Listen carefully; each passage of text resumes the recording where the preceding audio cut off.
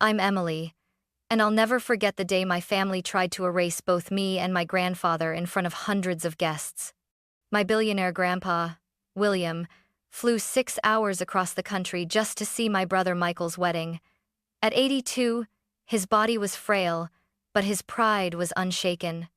Yet the moment he arrived, my parents shoved him behind the trash cans, like a discarded guest instead of the man who built our name. My mother's voice sliced through me. "That old beggar will embarrass us." I felt fire in my chest. When I spoke up, her hand cracked across my face. Gasps spread like wildfire, and before I could catch my breath, she ordered me out. I stumbled toward the gates, humiliated, tears burning my eyes. 20 minutes later, I heard the thunder of engines, and when his private jet landed, everything changed. The spring sun over Napa Valley was too bright, almost mocking me as I walked toward the vineyard gates.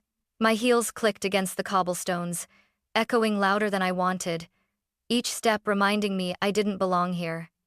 Rows of olive trees framed the path, roses wound around the arch, and waiters glided past carrying trays of champagne.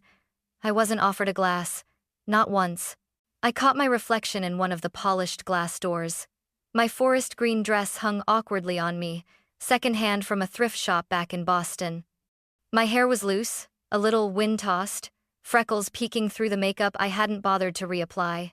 In a sea of designer gowns and tuxedos, I looked like an intruder. "Emily." The voice froze me. My mother, Linda, approached with that measured, predatory smile she wore at social functions.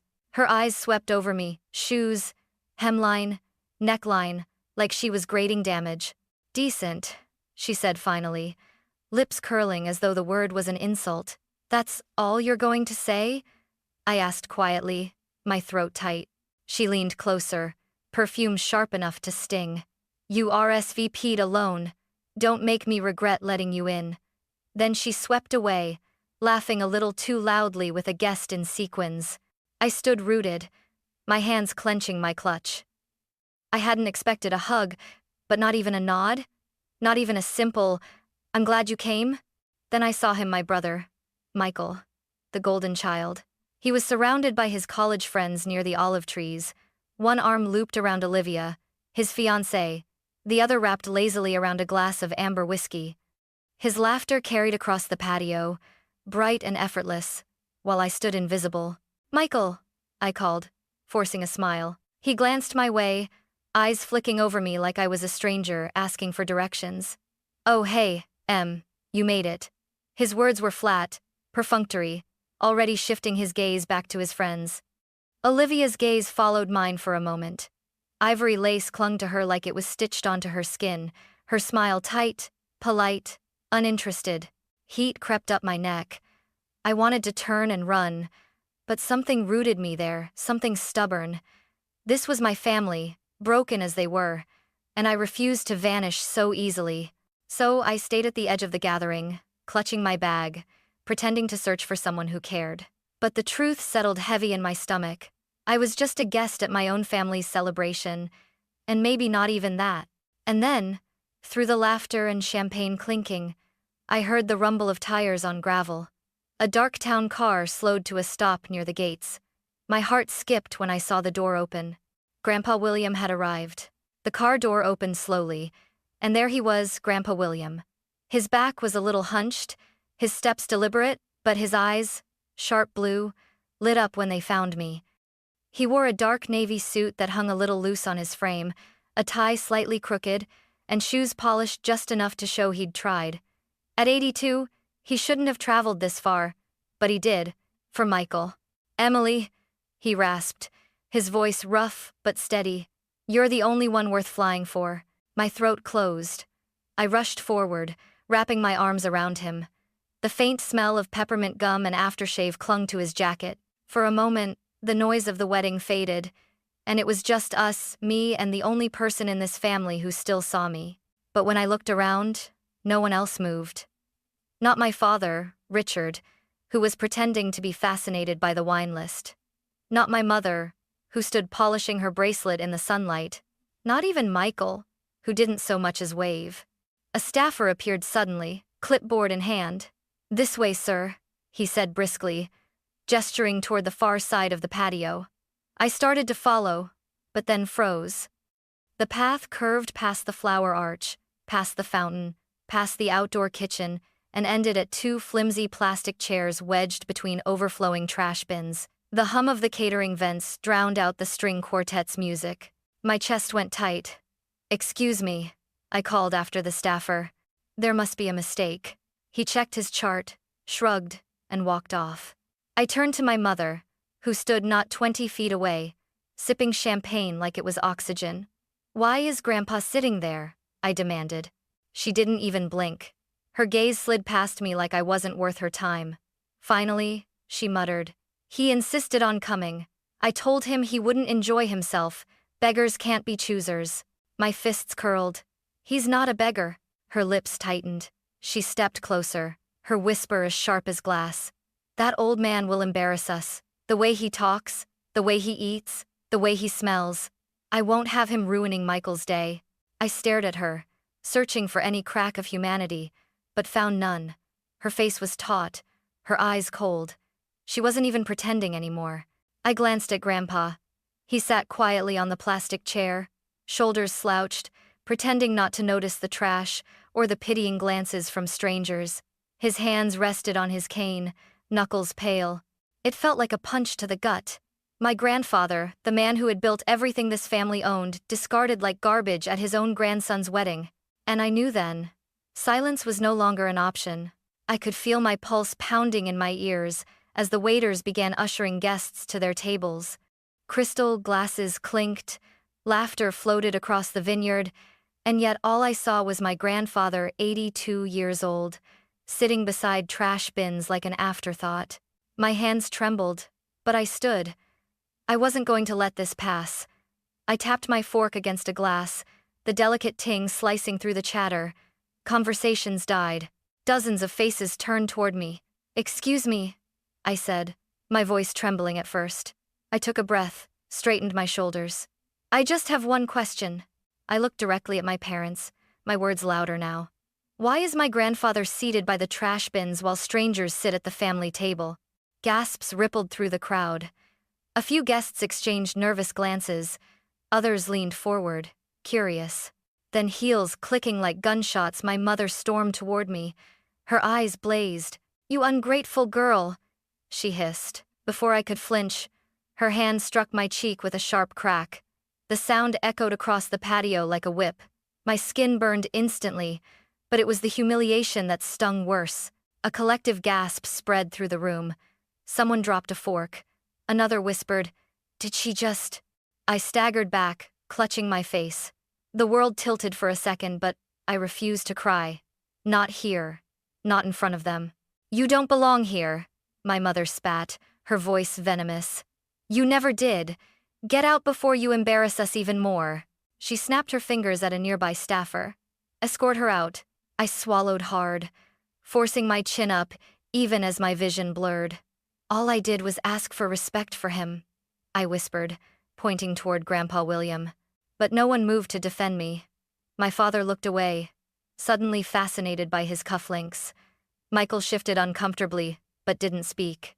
Olivia leaned closer to him, whispering, her expression unreadable. The staffer hesitated, eyes flicking between me and my mother. My mother's glare hardened, and finally, he stepped forward. "It's fine," I said quickly, my voice steady despite the ache in my throat. "I can walk myself out." I turned, heels catching on the gravel, skirt dragging against the dusty stones. The crowd parted in silence, 100 eyes on me. Shame wrapped itself around me like a second skin. Behind me, my mother's voice carried cold and clear. "Ungrateful, just like her grandfather." I didn't look back. I couldn't. But as I reached the edge of the patio, I felt movement. Grandpa William had risen from his chair. Slowly, painfully, he walked toward me. He pressed something into my palm, a green silk handkerchief, frayed at the edges, embroidered with the letter E. I closed my fingers around it. My cheeks still burned from the slap, but his gesture felt like a promise. And for the first time that day, I wasn't entirely alone. I sat on a low stone wall at the edge of the vineyard, clutching Grandpa's handkerchief in my fists so tightly the embroidery dug into my skin. The sting from my mother's slap still pulsed across my cheek, but worse was the silence, hundreds of eyes watching me walk away like I was the disgrace. The music and laughter carried faintly from the patio. I could almost convince myself I'd imagined it all until the sound reached me. A low rumble, steady, heavier than any car engine I'd ever heard. At first, I thought it was thunder rolling over the valley, but then the ground beneath my heels trembled. I squinted toward the gravel road that curved behind the vineyard, shielding my eyes from the Sunday. That's when I saw it. A sleek black Rolls-Royce glided into view, its paint catching the golden light of late afternoon. Two black SUVs followed close behind, engines humming in perfect sync. The cars slowed, moving like a procession, deliberate and powerful. I froze. The air shifted. Even the birds seemed to stop. The Rolls-Royce stopped just yards away. A uniformed chauffeur stepped out with quiet urgency, hurrying to the rear door. He pulled it open, and out stepped Grandpa, not the frail, hunched man who'd shuffled from a town car an hour earlier. No, this was William Hale, billionaire founder of Hale Vineyards, the man whose name was whispered in wine auctions and industry boards. His suit was perfectly tailored this time, navy fabric sharp against his frame. His shoes gleamed like mirrors. Sunglasses shaded his eyes, but the set of his shoulders was unmistakable, straight, confident, unyielding. Two men in dark suits flanked him, their movements crisp, scanning the grounds with practiced eyes. Security. My mouth fell open. "Grandpa?" I whispered, barely able to breathe. He spotted me instantly, paused, slid off his sunglasses with a deliberate motion. His eyes clear, steady, familiar met mine. "Well, sweetheart," he said, voice strong, nothing like the raspy tone he'd used before. "Ready to shake things up?" I stood slowly, clutching the handkerchief tighter, my heart hammering against my ribs. What's going on?" He offered me his arm, lips curling into a tight smile. "Let's see if your brother remembers who actually owns this land." My knees almost buckled. "Owns this land?"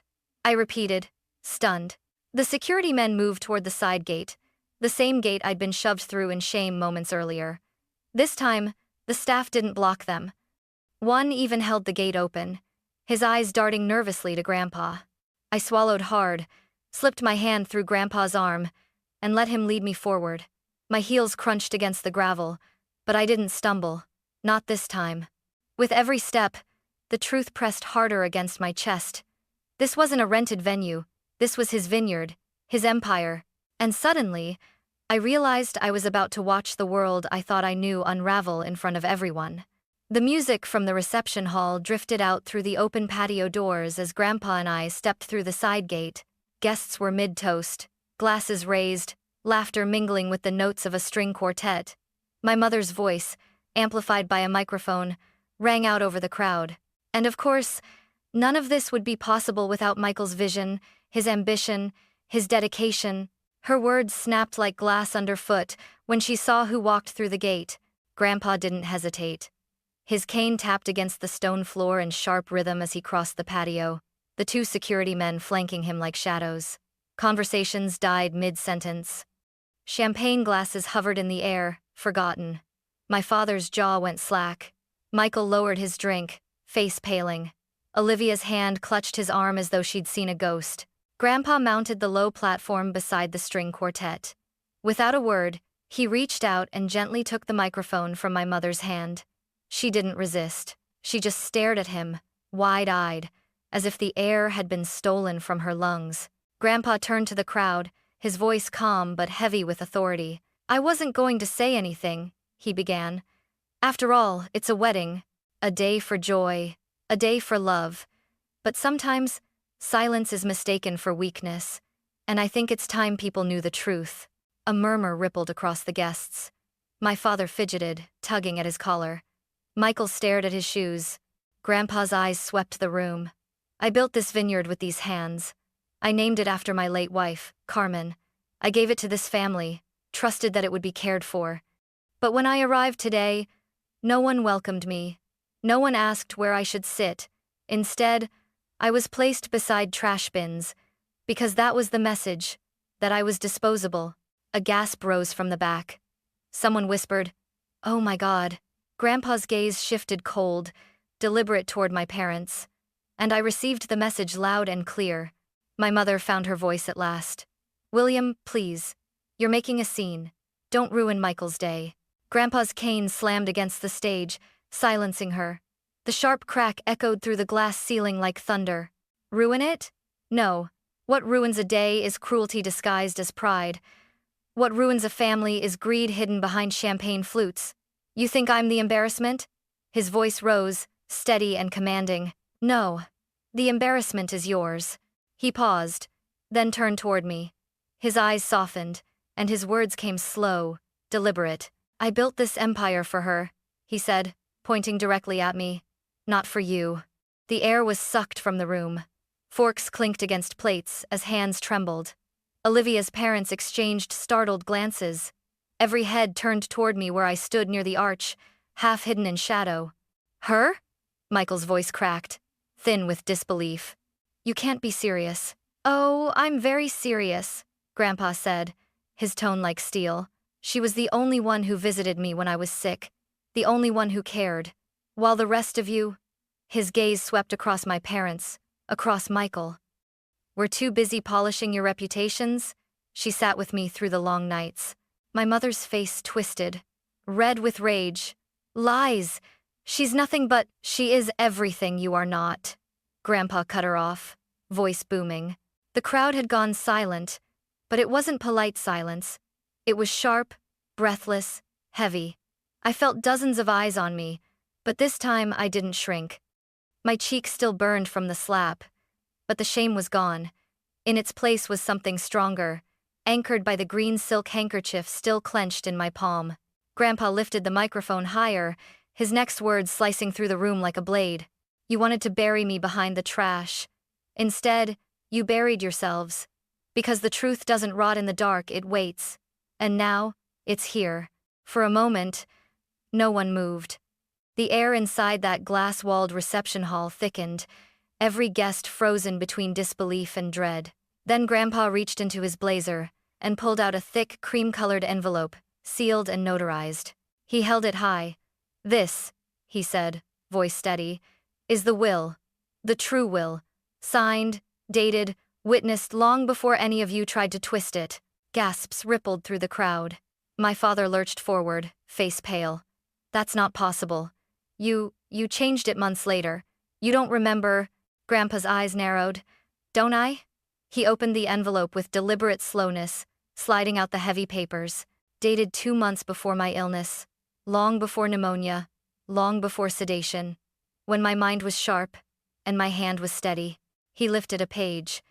Even from where I stood, I recognized the bold, sweeping signature his, unmistakable. "You told the lawyer I was unfit," Grandpa said, his voice a whip crack. "You forged medical affidavits while I lay in a hospital bed, trusting you."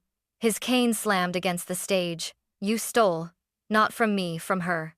Dozens of eyes swung toward me. My breath caught. Before anyone could speak, the back doors creaked open. A figure in a gray hoodie stepped inside. My pulse leapt. It was Mateo, a former vineyard manager who'd vanished after Michael restructured the staff. He walked forward, pulling something from his pocket. A USB drive glinted in the light. "I think you'll want to see this," he said, voice steady though his hands trembled. Grandpa nodded, and one of his security men moved quickly, plugging the drive into the reception projector. The screen flickered, then came to life. The footage was grainy but clear. The fermentation chamber, time-stamped past midnight. Michael slipped inside, glancing over his shoulder. In his hand, a container. He moved to one of the great steel tanks, unscrewed the cap, and poured. A murmur swept through the crowd. Someone whispered, "Is that?"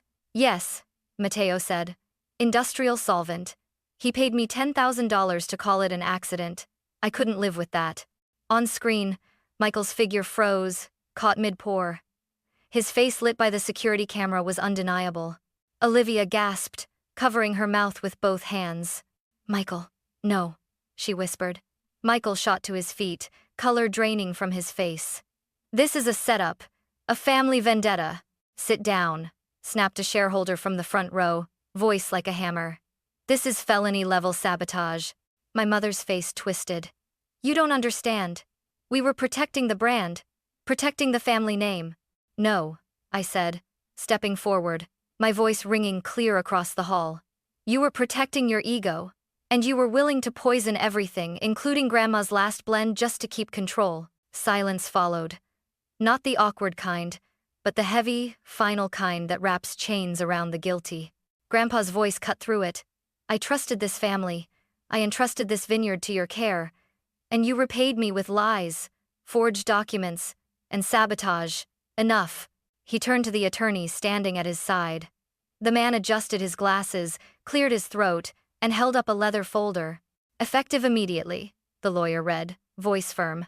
"William Hale has transferred all legal authority and controlling interest in Hale Vineyards to his granddaughter, Emily Hale. The land, the winery, and associated assets are secured under her name." The words crashed like thunder. Guests gasped, some even applauded softly. But my family, my so-called family, sat stricken. My father's lips moved soundlessly. My mother's hands clutched the back of a chair, knuckles white. Michael looked like someone had pulled the ground out from beneath him. Grandpa lifted his cane, pointing it directly at them. "You tried to erase me. You tried to erase her. But the truth doesn't bend, no matter how much money you pour over it." All I met, and as I stood there, the handkerchief still in my fist, I felt the shame of earlier burn away, replaced with something fierce, unshakable. For the first time, I wasn't the outcast. I was the heir. The reception hall had turned into a graveyard of broken illusions. Guests shifted uneasily in their chairs, whispers slithering like smoke. The string quartet had stopped playing entirely. Their instruments rested silently in their laps. Michael exploded first. He shot up from his chair, his voice hoarse and wild. "This is insane! It's all lies! She set me up!" He jabbed a finger at me, his face blotched red. "Emily doesn't deserve anything. She's always been jealous of me. Tell them, Mom. Tell them." Linda rose beside him, her pearl necklace trembling against her throat. "Of course she is jealous. She has nothing. She has always been nothing. William, this is madness. You're destroying your own family." I took a step forward, heart pounding but my voice steady. "No, Mom. You destroyed this family the moment you chose appearances over love. You slapped me in front of everyone because I defended him." I pointed at Grandpa. "You treated him like garbage because you thought he was powerless. That's who you are." Her eyes narrowed, venom dripping from her words. "You still don't belong, Emily.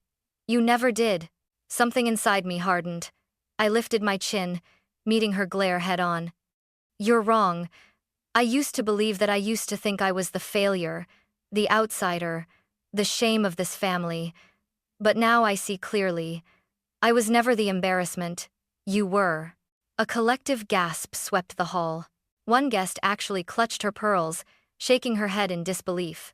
Another muttered, "She's right." Richard, my father, finally stirred.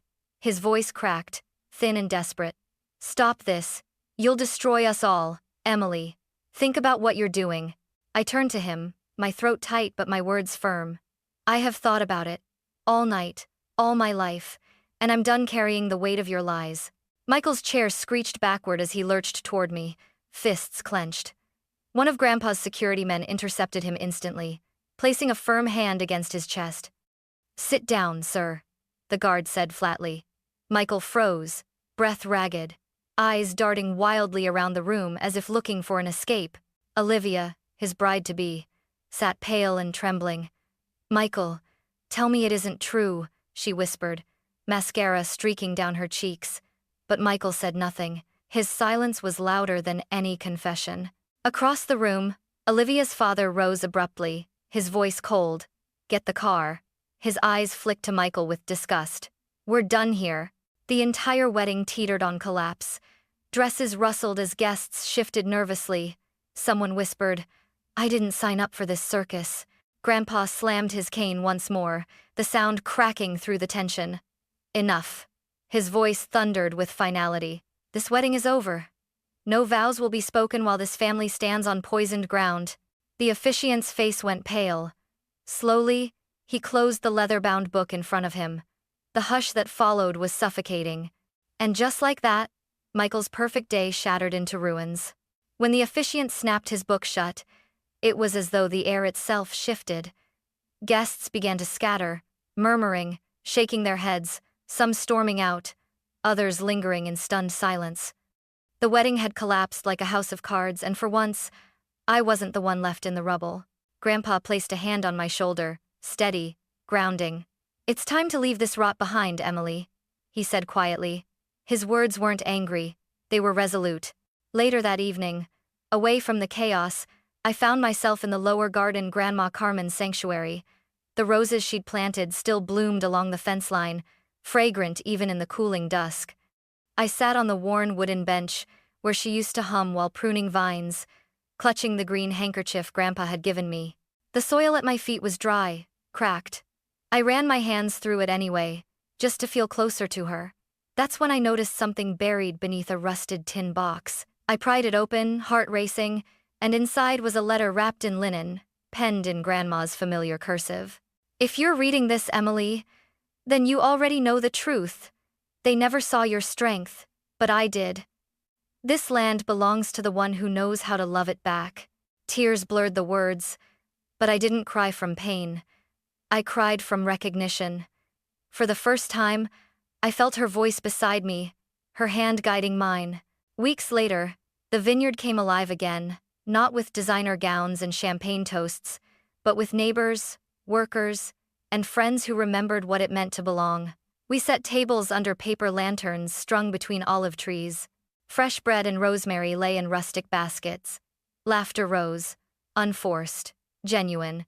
I wore a simple navy dress, nothing glamorous, but pinned to my chest was Grandma's old grapevine brooch. As I poured wine into the glasses of people who had labored here for decades, I finally felt what family should be. Grandpa tapped his cane against the riser we'd built near the pergola. He lifted his glass, his voice ringing clear. "To Emily," he declared, "the one who remembered what family is supposed to mean. This vineyard doesn't belong to me anymore. It belongs to her because she chose love over pride." The crowd erupted in applause, glasses clinking in solidarity. I raised mine too, but my throat was too tight for words. Later, when the garden emptied and only lantern light remained, I walked alone between the vines. The soil crunched under my shoes, and the night air smelled of earth and possibility. At the base of the main vine stood a plaque we'd installed that morning, "For Carmen, for those who bloom after being buried." I touched the brass, then the soil beneath, whispering softly, "Thank you for waiting." For once, I didn't feel like a visitor. I didn't feel like an embarrassment. I felt home.